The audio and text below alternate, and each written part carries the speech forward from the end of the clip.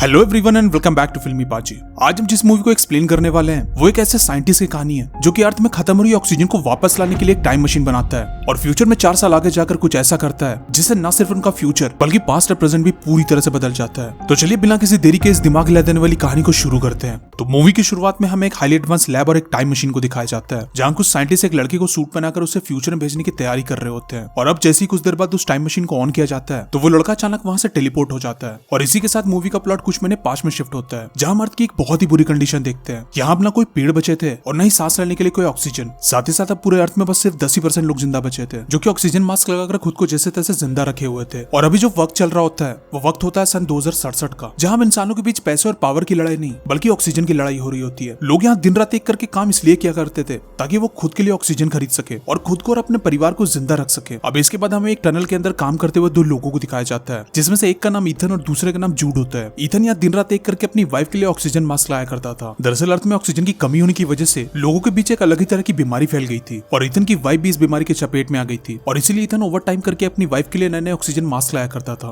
क्योंकि उसकी वाइफ के अलावा इस दुनिया में कोई भी नहीं था और वो अपनी वाइफ को किसी भी हाल में खोना नहीं चाहता था। दरअसल ईथन के फादर एक साइंटिस्ट थे और जब ईथन काफी छोटा था तब उसके फादर उसके रिस्ट में एक डिवाइस लगाकर ये कहकर चले गए कि ये डिवाइस तुम्हें फ्यूचर में जिंदा रखने में मदद करेगी और इसके बाद वो कभी वापस नहीं लौटे। कुछ सालों बाद उसकी मॉम को भी किसी ने ऑक्सीजन के लिए जान से मार डाला था और अब जैसे ईथन की भी जान जाने वाली होती है कि तभी जूड आकर उसकी वहां जान बचा लेता है और तभी से ईथन जूड को अपना बड़ा भाई मानने लगा था और हमेशा दोनों साथ साथ रहा करते थे। अब एक दिन जब दोनों टनल में अपना काम कर रहे होते हैं कि तभी वहाँ कुछ लोग आते हैं और वो ईथन को अपने साथ चलने को कहते हैं मगर जूड उसे अकेले नहीं जाने देता और वो भी उसके साथ ही चलता है। अब कुछ देर बाद हम दोनों को क्रोनिकॉप नाम की कंपनी के अंदर जाते हुए देखते हैं और ये वही कंपनी होती है जो लोगों के लिए बड़े बड़े स्केल में ऑक्सीजन बनाया करती थी। अगले ही पल ईथन और जूड को कंपनी के मैनेजर के पास ले जाया जाता है जहाँ ईथन उसे पूछता है कि हमें यहाँ क्यों बुलाया गया है, जिस पर कंपनी की मैनेजर उसे कहती है कि जैसा कि तुम जानते हो कि अर्थ की कंडीशन बहुत ही ज्यादा खराब हो चुकी है और हम चाहे कितना भी ऑक्सीजन बना ले इंसानों को ज्यादा दिन तक नहीं बचा सकते, मगर हमें कुछ दिनों पहले इंसानियत और अर्थ को बचाने की एक नई उम्मीद मिली है और इसमें सिर्फ तुम ही हमारी मदद कर सकते हो।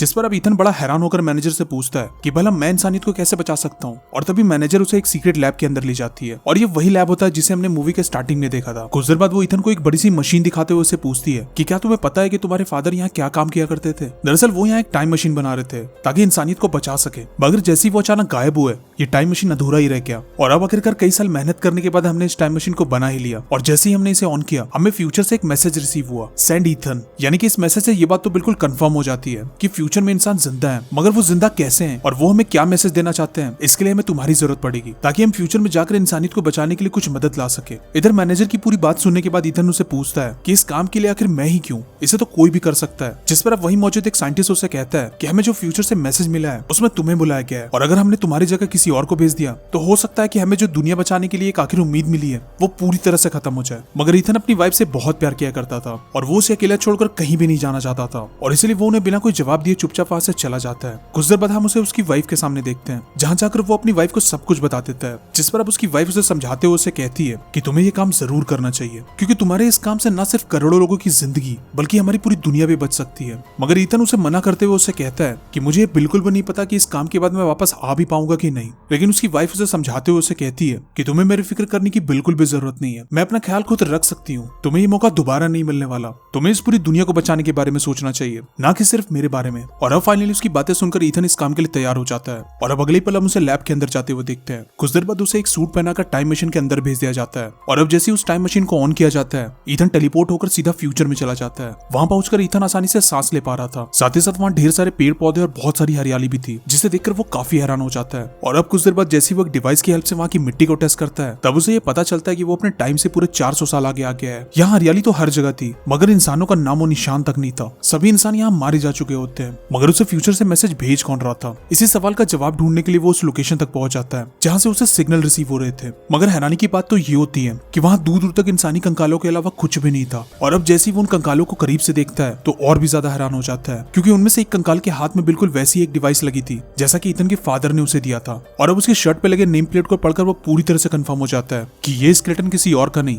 बल्कि खुद उसी का है। इधर देखते ही देखते रात हो जाती है और काफी भूखा होने की वजह से ईथन अपने आसपास के कुछ जंगली फलों को खाने लगता है, मगर वो फल काफी जहरीले थे जिससे अब उसकी हालत अचानक खराब होने लगती है। मगर तभी अचानक हम आसमान से कोई चीज नीचे गिरते हुए देखते हैं और ये कुछ और नहीं बल्कि ईथन का दोस्त यानी कि जूड होता है। वो फौरन वहां आकर ईथन को इंजेक्शन लगाता है और उसकी जान बचा लेता है। अगली सुबह जब ईथन की आंख खुलती है तो वो जूड से पूछता है कि तुम यहाँ क्या कर रहे हो, जिस पर जूड उसे कहता है कि तुमने एक जहरीला फल खा लिया था और इसलिए मुझे यहाँ तुम्हारी मदद करने के लिए आना पड़ा। ईथन फौरन उसे पूछता है कि मगर तुम ही क्यों, उन्होंने किसी डॉक्टर को क्यों नहीं भेजा, जिस पर जूड उसे कहता है कि यहाँ ना किसी खतरे से कम नहीं था और कोई भी अपनी जान जोखिम में नहीं डालना चाहता, मगर तुम मेरी फैमिली हो और इसलिए मैंने अपनी जान की परवाह नहीं की और यहाँ चलाया। अब कुछ देर बाद ईथन उसे अपना स्केलेटन दिखाता है। उस स्केलेटन के सर में गोली लगी हुई होती है, यानी कि ईथन की मौत गोली लगने से हुई थी। मगर जूड इस बात को मानने के लिए बिल्कुल भी तैयार नहीं था कि वो स्केलेटन ईथन का है। अब इसके कुछ देर बाद दोनों मिलकर उस टाइम मशीन को ढूंढने लगते हैं और अब फाइनली काफी मेहनत करने के बाद दोनों उस टाइम मशीन के पास पहुंच ही जाते हैं। इधर ईथन जैसे ही उस टाइम मशीन को ऑन करता है कि तभी वो मशीन ईथन का डीएनए सैंपल लेने के लिए उसके हाथ में लेकर डिवाइस को ऑन कर देती है, जिससे उस डिवाइस की ग्रीन लाइट अचानक ऑन हो जाती है और ईथन के हाथ से खून निकलने लगता है। कुछ देर बाद ईथन जूड से कहता है कि मैंने मेरे स्केलेटन में लेकर डिवाइस में ग्रीन लाइट ऑन देखी थी और अभी मेरे डिवाइस में भी ग्रीन लाइट ऑन है, यानी कि यहाँ जो कुछ भी हो रहा है वो पहले भी हो चुका है। जिस पर अब जूड उसे कहता है कि ऐसा कुछ भी नहीं है,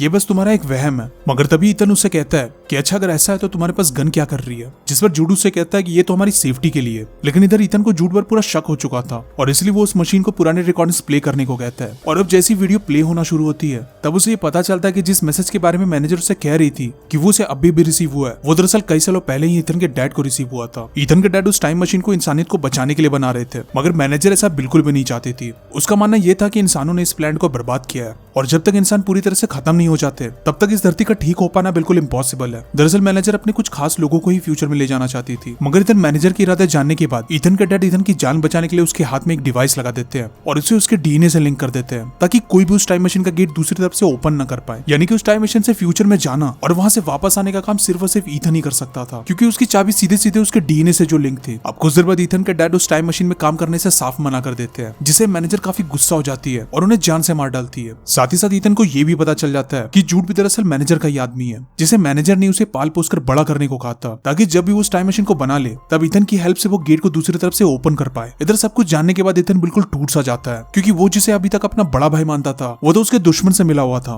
मगर इधर जूड ईथन से कहता है कि हाँ ये बात बिल्कुल सच है कि मैं मैनेजर के लिए काम किया करता हूँ और मुझे यहाँ तुम्हें मारने के लिए भेजा गया था। जैसे ही तुम इस टाइम मशीन को ऑन करते मैं तुम्हें मार डालता, मगर मेरा यकीन करो मैं वैसा कुछ भी नहीं करने वाला, क्योंकि तुम मेरे छोटे भाई जैसे हो। मगर इधर ईथन को उसकी बातों पर बिल्कुल भी भरोसा नहीं होता और इसीलिए उसे यकीन दिलाने के लिए जूड खुद को गोली मार लेता है, जिस पर अब ईथन इस बात से काफी ज्यादा दुखी हो जाता है और अब अगले ही पल वो उस टाइम मशीन को ऑन करने लगता है। इधर दूसरी तरफ हम मैनेजर को देखते हैं जो कि अब अपने लोगों के साथ टाइम मशीन के ओपन होने का इंतजार कर रही होती है ताकि वो उनके साथ फ्यूचर में जा सके। साथ ही साथ वो अपने गार्ड्स को ये भी कहती है कि जैसे ईथन टाइम मशीन से बाहर आए तो उसे फौरन शूट करके मार दिया जाए। अब इधर कुछ देर बाद जैसे टाइम मशीन का गेट ओपन होता है तो उसमें से ईथन नहीं बल्कि ढेर सारे पेड़ पौधे बाहर आते हैं ताकि इंसान उस पेड़ पौधे की मदद से अर्थ को फिर से ठीक कर ले और खुली हवा में सांस ले पाए। साथ ही साथ ईथन वो रिकॉर्डिंग भी भेज देता है जिसमें मैनेजर ईथन के डैड को मार रही होती है। कुछ देर बाद वो फ्यूचर से पास्ट में वही मैसेज भेजता है जो उसके डैड को रिसीव हुआ था, यानी कि फ्यूचर से मैसेज भेजने वाला कोई और नहीं बल्कि खुद ईथन ही था। इधर अगले ही पल हमें ये दिखाया जाता है कि मैनेजर को उसकी किए की सजा आखिरकार मिल ही जाती है और उसे फौरन अरेस्ट कर जेल में डाल दिया जाता है। अब नेक्स्ट सीन में ईथन को उसी जगह में जाते हुए देखते हैं जहाँ उसका स्केलेटन पड़ा हुआ था, मगर अब जैसे ही वो वहाँ पहुंचता है तो वहाँ कोई भी स्केलेटन नहीं होता, यानी कि ईथन ने आखिरकार फ्यूचर को बदल ही दिया था। कुछ देर बाद वो टाइम मशीन के गेट को परमानेंटली बंद भी कर देता है और अब मूवी के लास्ट सीन में हम ईथन को बाहर आते हुए देखते हैं। बाहर आकर वो जैसे अपने सामने देखता है तो काफी खुश हो जाता है, क्योंकि बाहर का नजारा पूरी तरह से बदल चुका था। अब उसके अलावा भी वहाँ काफी लोग मौजूद होते हैं और हर जगह बस हरियाली ही हरियाली होती है। और इसी हैप्पी एंडिंग के साथ ये मूवी यहीं एंड हो जाती है। आपको ये मूवी कैसी लगी please let me know in the comment section. मिलते हैं आपसे अगली वीडियो में, तब तक के लिए take care and bye bye.